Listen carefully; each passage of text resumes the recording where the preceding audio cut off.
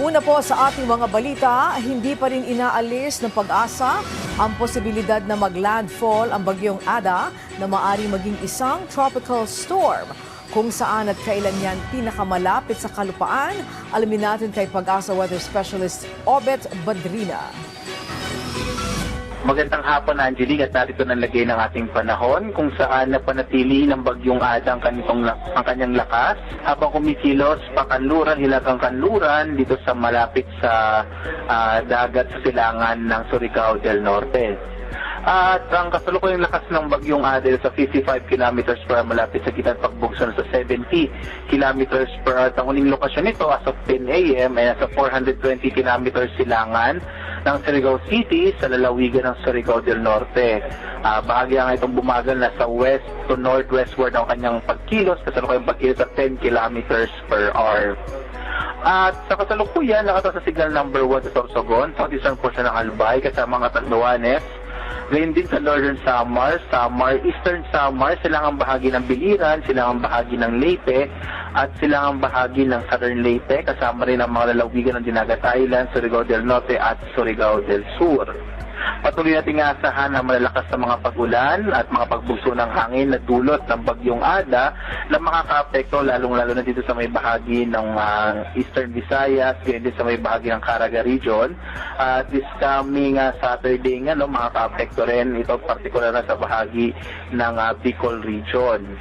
Base din sa ating latest track ng bagyong Ada, ay patuloy itong kikilos pahilagang kanluran at hanggang linggo, hanggang ito ay kikilos naman pahilaga-hilaga silangan pagdating ng araw ng Lunes.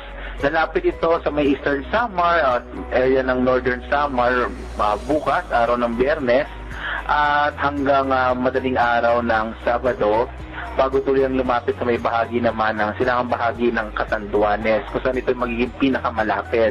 Hindi pa natin inaalis yung posibilidad na maaari itong mag-landfall kung ito ay kikilos ng pakanluran pa.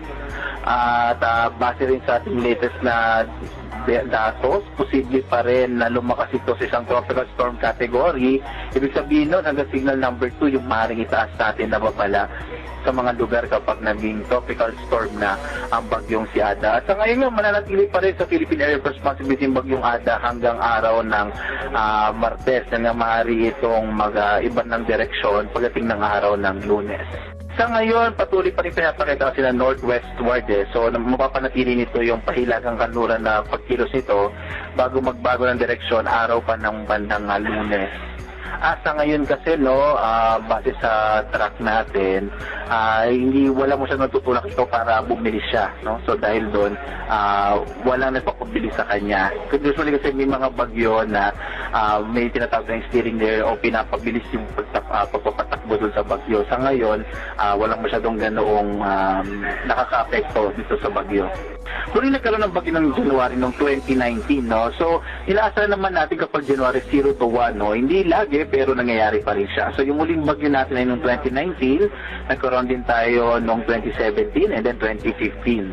At yan yung lagay ng ating panahon at patuloy na magiging epekto ng bagyong Ada, particular na sa may silangang bahagi ng Visayas at ng Southern Luzon. Sa ibang bahagi nating bansa, generally, magdadala pa rin ng mga may hinang pag-ulan ang northeast monsoon sa malaking bahagi ng Luzon, habang mga localized thunderstorms naman ang mararanasan sa Visayas at sa Mindanao.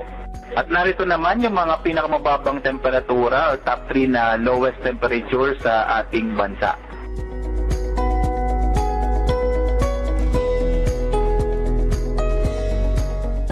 So narito na yung update sa ating mga dam sa iba't ibang lugar sa ating bansa.